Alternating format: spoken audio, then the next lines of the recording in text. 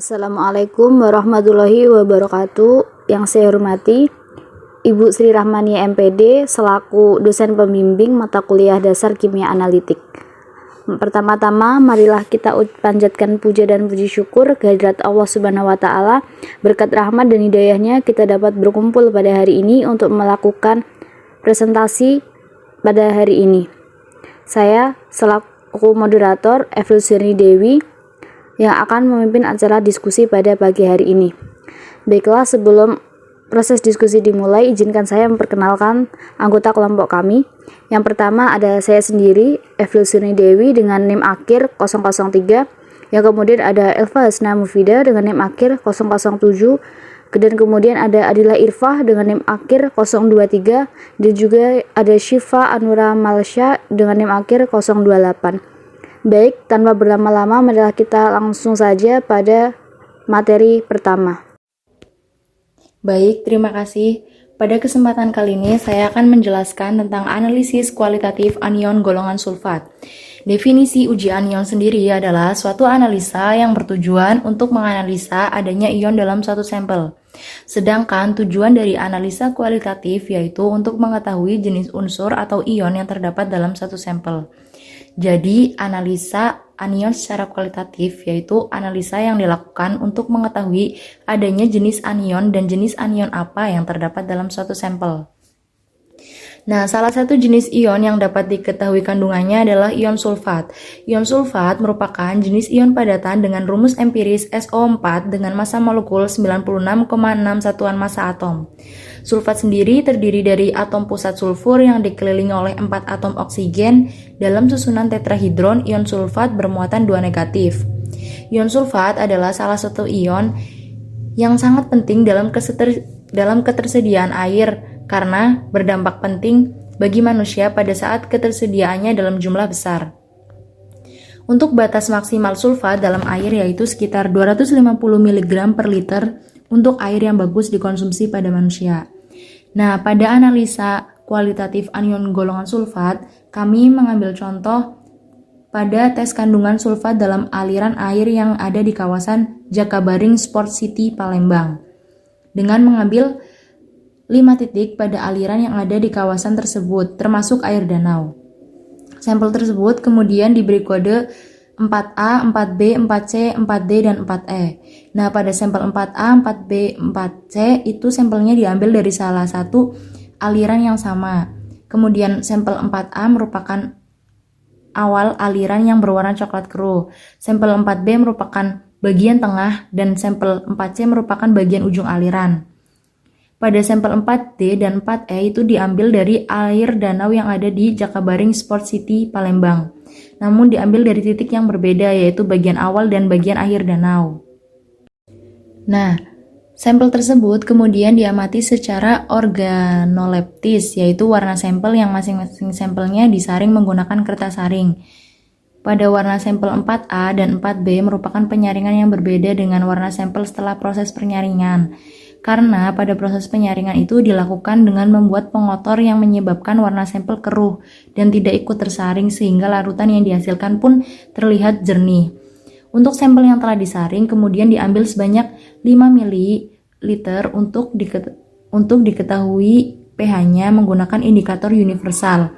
Adapun hasil yang didapat yaitu sampel 4A mempunyai pH 5, sampel 4B mempunyai pH 6, sampel 4C mempunyai pH 4, sampel 4D mempunyai pH 4, dan sampel 4E mempunyai pH 5. Perbedaan dari masing-masing pH itu dikarenakan karena sampel pada titik yang berbeda juga, sehingga kandungan senyawa organik yang terdapat di dalam sampel pun berbeda. Adapun hasil yang didapat dari klema sampel positif mengandung sulfat yaitu ditandainya dengan terbentuk endapan berwarna putih.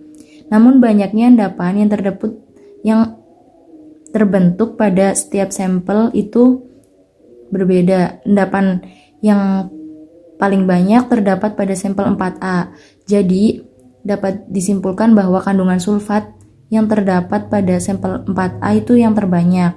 Kemudian pada sampel 4C memiliki pH paling rendah yaitu 4, sehingga dapat disimpulkan juga bahwa sampel 4C mengandung senyawa organik yang lebih banyak dibandingkan sampel 4A.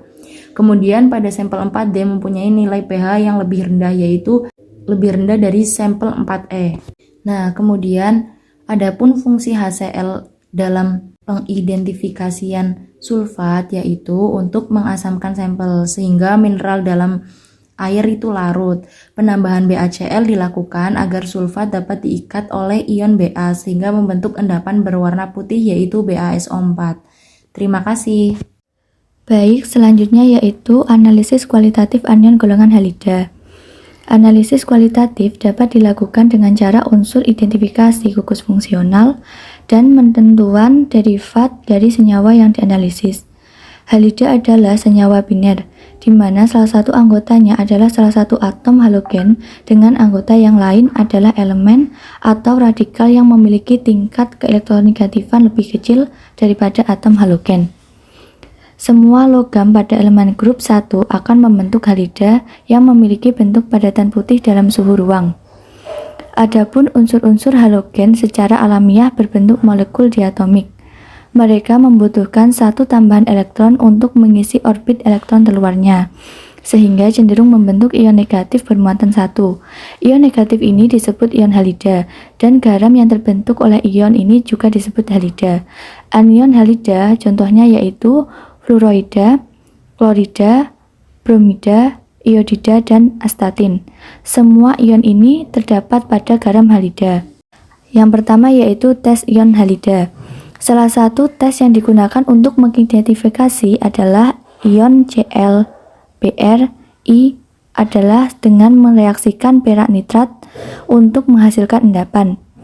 Perak Cl menghasilkan endapan berwarna putih, perak Br menghasilkan endapan berwarna krem, sedangkan PRI menghasilkan endapan berwarna kuning. Endapan tes bromin atau Br dapat dilakukan dengan melarutkan sedikit zat yang diuji dalam CCl4 dan ditambahkan larutan 5% Br2 dan CCl4. Apabila sampel mengandung ikatan tidak jenuh, maka warna coklat dari brom memudar menjadi tidak berwarna. Adapun persamaan reaksinya yaitu H2C sama dengan CH2 tidak berwarna, Br2 berwarna coklat menjadi BrCH2CH2Br menjadi tidak berwarna. Yang kedua yaitu tes senyawa halida. Senyawa halida seperti KCl, KBr, dan KI dites memakai larutan perak nitrat AgNO3. Senyawa halogen ini akan bereaksi dengan Ag+ dan membentuk endapan dengan warna yang tergantung dari halogennya. AgF yaitu tidak ada endapan, AgCl terdapat endapan putih, AgBr terdapat endapan kuning pucat, AgI terdapat endapan hijau. Untuk senyawa organik yang berisi halida digunakan tes Bestin. Beberapa contoh senyawa halida yaitu yang pertama natrium klorida, yang kedua kalium klorida, yang ketiga litium klorida, yang keempat tembaga 2 klorida, yang kelima perak klorida, yang keenam klorin fluorida, yang ketujuh yaitu argonon halida. Baik, selanjutnya untuk materi ketiga yaitu analisis kualitatif anion golongan nitrat. Nitrat mempunyai sifat yaitu larut dalam air. Nitrat atau yang biasa dengan disebut rumus kimia NO3 adalah ion-ion anorganik alami yang merupakan bagian dari siklus nitrogen. Aktivitas mikroba di tanah atau air menguraikan sampah yang mengandung nitrogen organik pertama-tama menjadi amonia, kemudian dioksidasikan menjadi nitrat dan nitrit. Oleh karena nitrit dapat dengan mudah dioksidasikan menjadi nitrat, maka nitrat adalah senyawa yang paling banyak ditemukan di dalam air bawah tanah maupun di permukaan.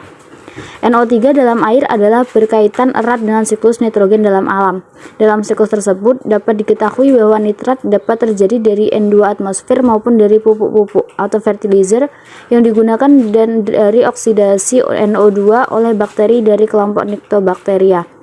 Nitrat yang terbentuk dari proses-proses tersebut adalah pupuk-pupuk bagi tanaman. Nitrat yang kelebihan dari yang dibutuhkan oleh kehidupan tanaman terbawa air yang merembes melalui tanah, sebab tanah tidak mempunyai kemampuan untuk menahannya. Ini mengakibatkan terdapatnya konsentrasi nitrat yang relatif tinggi pada air tanah. Nitrat dibentuk dari asam nitrit yang berasal dari amonia melalui proses oksidasi katalik. Nitrit juga merupakan hasil metabolisme dari siklus nitrogen. Bentuk pertengahan dari nitrifikasi dan denitrifikasi. Nitrat dan nitrit adalah komponen yang mengandung nitrogen berikatan dengan atom oksigen. Nitrat mengikat 3 atom oksigen, sedangkan nitrit mengikat 2 atom oksigen. Di alam, nitrat sudah diubah menjadi bentuk nitrat atau bentuk lainnya. Nitrat dari merkuri dan bismut yang dicampurkan dengan air menghasilkan garam basa. Garam-garam ini larut dalam asam nitrat encer. Nitrat dapat dianalisis dengan cara mereaksikan 0,1 molar larutan kalium nitrat atau KNO3 dengan berbagai cara di bawah. Yang pertama, dengan larutan asam sulfat pekat. Uap nitrogen dioksida yang coklat kemerahan disertai oleh uap asam nitrat yang berbau menusuk dan berasap dalam udara akan terbentuk ketika nitrat padat dipanaskan dengan reagensia. Asam sulfat encer tidak memberikan aksi apa-apa. Yang kedua, larutan asam sulfat pekat dan logam tembaga. Dengan memanaskan bahan-bahan ini dengan nitrat padat, uap nitrogen dioksida yang coklat kemerahan dilepaskan dan larutan menjadi warna biru oleh terbentuknya ion tembaga 2. Boleh juga dipakai larutan dari nitrat tersebut, asal sulfat itu lalu ditambahkan dengan hati-hati. Yang ketiga, larutan besi 3, sulfat dan asam sulfat pekat. Reaksi ini dapat dilakukan dengan 2 cara, yaitu yang pertama, tambahkan 3 ml larutan besi 110 sulfat jenuh ke dalam 2 ml larutan nitrat, lalu secara perlahan tuangkan 3-5 ml asam sulfat pekat melalui pinggiran tabung reaksi sehingga terbentuk lapisan di bawah campuran larutan. Sebuah cincin coklat akan terlihat di bagian pertemuan kedua larutan. Yang kedua, tambahkan 4 ml larutan asam sulfat pekat secara perlahan ke dalam 2 ml larutan nitrat. Campur kedua larutan sepenuhnya dan dinginkan larutan dengan air keran. Tuangkan larutan besi 2 sulfat jenuh melalui pinggiran tabung reaksi sehingga terbentuk lapisan di atas campuran larutan. Cincin coklat akan terbentuk pada zona kotak kedua larutan. Terbentuknya cincin coklat dikarenakan adanya pembentukan FeNO2+. Jika campuran digoyangkan atau dan dihangatkan, cincin coklat akan hilang. Nitrit oksida akan terbentuk dan larutan ion besi 3 berwarna kuning tetap terlihat. Nilai pH yang lebih rendah dari 6,5 berarti bersifat lebih asam sehingga akan bersifat korosif pada organ tubuh apabila dikonsumsi oleh manusia. Air yang bersifat asam dapat melepaskan dan mengandung logam dari pipa seperti tembaga, timah, dan seng. Dengan adanya kandungan logam pada air, maka secara tidak langsung akan mempengaruhi estetika air minum, yaitu menimbulkan rasa asam pada air minum. Selain itu dapat pula menyebabkan masalah kesehatan pada manusia, yaitu asidosis. Sedangkan nilai pH yang lebih tinggi tidak langsung menyebabkan masalah kesehatan, tetapi menyebabkan masalah estetika sepertinya timbul rasa pahit pada air minum. Pencemaran oleh pupuk nitrogen, termasuk amonium anhidrat seperti juga sampah organik hewan maupun manusia, dapat meningkatkan kadar nitrat di dalam air. Senyawa yang mengandung nitrat di dalam tanah biasanya larut dan dengan mudah bermigrasi dengan air di bawah tanah. Sedangkan peningkatan beban cemaran nitrat dipengaruhi limbah buangan rumah tangga. Pengaruh nitrat pada kesehatan manusia yaitu dapat menyebabkan metagloubemia dan efek racun. Kandungan nitrat dalam air bersih sebesar lebih dari 0, mg per liter, sehingga pengadaan air bersih untuk kepentingan rumah tangga seperti air minum dan air mandi harus memenuhi persyaratan yang sudah ditentukan oleh WHO dan APA. Dalam hal ini, kualitas air bersih di Indonesia harus memenuhi persyaratan sesuai dengan peraturan Menteri Kesehatan Republik Indonesia. Baik, selanjutnya akan disampaikan oleh teman saya. Baik, terima kasih kepada Mbak Evril. Selanjutnya adalah konsep pembagian kation dalam setiap golongan. Untuk tujuan analisis kualitatif sistematik, kation-kation diklasifikasikan dalam 5 golongan berdasarkan sifat-sifat kation terhadap beberapa reagensia. Dengan memakai reagensia golongan secara sistematik, kita dapat menetapkan ada tidaknya golongan-golongan kation dan juga dapat memisahkan golongan-golongan ini untuk pemeriksaan lebih lanjut.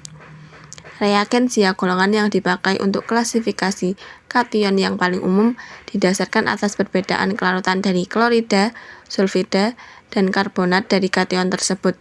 Kelima golongan kation dan ciri-ciri khas golongan-golongan ini adalah sebagai berikut. Kation golongan 1. Kation golongan ini membentuk endapan dengan asam klorida encer. Ion-ion golongan ini adalah timbul 2, merkurium 1, dan perak 1. Selanjutnya, kation golongan 2. Kation golongan ini tidak bereaksi dengan asam klorida, tetapi membentuk endapan dengan hidrogen sulfida dalam suasana asam mineral encer. Ion-ion golongan ini adalah merkuri 2, timbal 2, bismut 3, tembaga 2, kadmium 2, arsenik 3, arsenik 5, stibium 5, dan timah 2. Selanjutnya, kation golongan 3. Kation golongan ini tidak bereaksi dengan asam klorida encer ataupun dengan hidrogen sulfida dalam suasana asam mineral encer. Namun, kation ini membentuk endapan dengan amonium sulfida dalam suasana netral. Kation-kation golongan ini adalah kobalt 2, nikel 2, besi 2, besi 3, kromium 3, aluminium, zinc, dan mangan 2. Selanjutnya adalah kation golongan 4. Kation golongan ini tidak bereaksi dengan reagensia golongan 1, 2, maupun 3. Kation-kation ini membentuk endapan dengan amonium karbonat dengan adanya amonium klorida dalam suasana netral dan sedikit asam. Kation-kation golongan ini adalah kalsium, strontium, dan barium. Selanjutnya adalah kation golongan 5. Kation-kation yang umum yang tidak bereaksi dengan reagensia golongan sebelumnya merupakan golongan kation yang terakhir, yang meliputi ion-ion magnesium, natrium, kalium, amonium, litium, dan hidrogen. Dari klasifikasi kation tersebut, ada beberapa konsep yang diterapkan dalam kehidupan. Sesuai dengan jurnal yang saya review, selama ribuan tahun masyarakat telah menggunakan air panas bumi dan air yang mengandung mineral untuk mandi dan kesehatan mereka. Balneoterapi adalah praktik menggunakan air panas mineral alami untuk pengobatan dan penyembuhan penyakit kulit. Istilah balneoterapi berasal dari bahasa Latin, yaitu balneum, yang berarti mandi, yang kemudian dimaksudkan untuk mandi yang nyaman di air panas atau air mineral. Alasan utama seseorang berkunjung ke lokasi sumber air panas atau tempat-tempat wisata yang menyediakan sarana air panas yang mengandung mineral alami adalah untuk meningkatkan kesehatan mereka, agar memiliki penampilan yang prima, menjauhkan diri dari stres dan tertekan, menyegarkan dan merevitalisasi tubuh serta pikiran. Sebuah studi analisis telah dilakukan untuk menentukan kadar mineral mikro, kation, dan anion dalam sampel air panas bumi dengan teknik kromatografi ion. Kromatografi ion telah dikenal sebagai metode analitik yang sangat populer digunakan untuk menentukan kadar anorganik kation dan anion dalam berbagai sampel air. Penelitian ini berfokus pada 3 tujuan utama, yaitu menyajikan efektivitas aplikasi teknik determinasi kromatografi ion pada penentuan kadar mineral kation dan anion, melakukan interpretasi data yang diperoleh dari 3 sumber air panas bumi yang dikumpulkan, serta pemetaan kadar ion yang dimiliki dari titik sumber air panas bumi di Maluku Utara, Indonesia. Hasil determinasi kadar kation dan anion pada 3 lokasi sampel yang ada di Maluku Utara. Sesuai dalam jurnal, berdasarkan data yang diperoleh, ionic balance atau keseimbangan ionik dapat dihitung. Keseimbangan ionik adalah perbandingan total muatan kadar kation dengan total muatan kadar anion. Sehingga dalam jurnal, kadar ion HCO3- dalam ketiga sampel air panas bumi yang dikumpulkan diperkirakan masing-masing sebesar 30,8 mg per liter untuk sampel bubu, kemudian 85,4 mg per liter untuk sampel payo, dan 17,1 mg per liter untuk sampel arugasi. Kadar ion-ion divalen seperti Mg2+, Ca2+, dan SO4 lebih dominan dibandingkan ion lainnya dalam ketiga sampel air panas bumi yang dikumpulkan. Air mineral yang mengandung banyak kation atau anion divalen akan sangat membantu tubuh dalam membersihkan kulit.